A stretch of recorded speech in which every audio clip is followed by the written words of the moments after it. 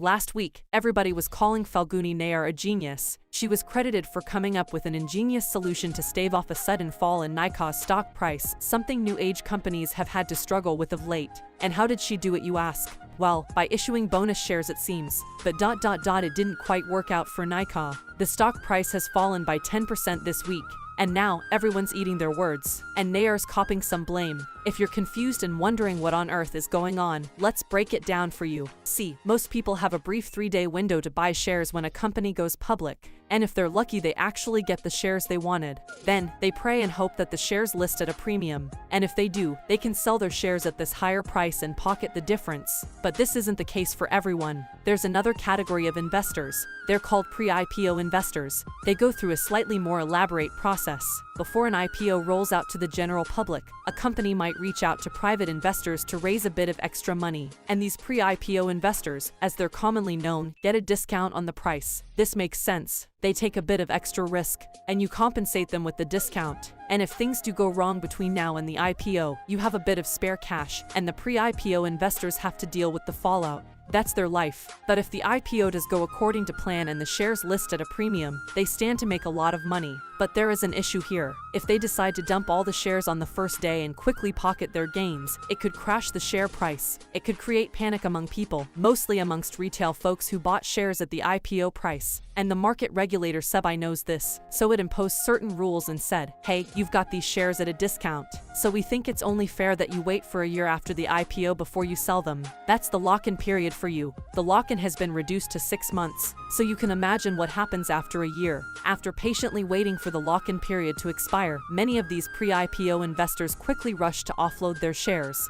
And 1 year after the IPO, share prices could slump. And this is exactly what has happened to a lot of new age companies that hit the stock markets last year. The lock-in period ended. Investors rushed to dump their shares and the stock price tanked. Look at what happened to Zomato's share price after the lock-in period ended. It fell by over 20%. Now Nykaa has probably been watching all of this closely, and it's safe to say that it didn't want to see its share prices plummet like all the others. So it came up with an ingenious plan: issue bonus shares in the ratio of 5-to-1. What's that, you ask? Well, it means Nykaa was offering every investor 5 shares for every share they held, for free. But there is a catch. If you had 1 share worth 1,200 rupees earlier, you won't have 6 shares worth 1,200 rupees each now. Instead, the price drops proportionally, so you will have 6 shares worth 200 rupees, and the total investment remains constant.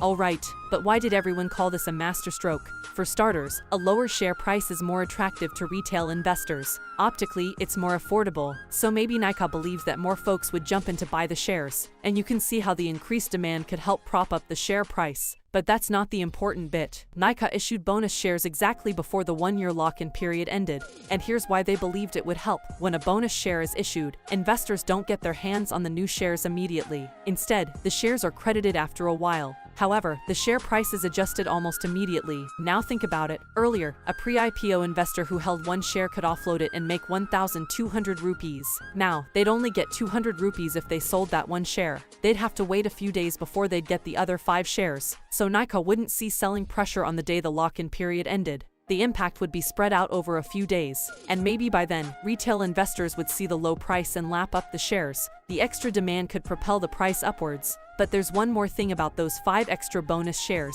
Since they were given for free, the taxman assumes that the purchase price is set at 0. So when these shares are sold immediately at, let's say, 200 rupees, the entire 200 rupees is considered a profit. It's a short-term profit that incurs a tax of 15%. Sure, you could adjust the long-term capital gain loss you made on the original share you owned against long-term capital gains elsewhere. But there is a possibility you could walk away with a higher tax implication in some cases, so some investors may just decide to hold their shares even in the face of a correction. Now we can't say with absolute certainty whether the strategy worked, because the stock did fall by 10% eventually, but it has raised a few eyebrows. People aren't entirely happy with the way Nykaa has gone about this, especially considering Nykaa's P&L has been facing headwinds. The company's quarterly net profit has halved to 9 rupees and 90 cents crores when compared to last year, and shenanigans like these don't help. It gives people the impression that the management is more interested in optics as opposed to working on the company's bottom line. People are questioning if this is an indication of a corporate governance problem, and no company likes to be called out on such matters. So yeah, while Nykaa might have stemmed the sell-off in its share price a bit,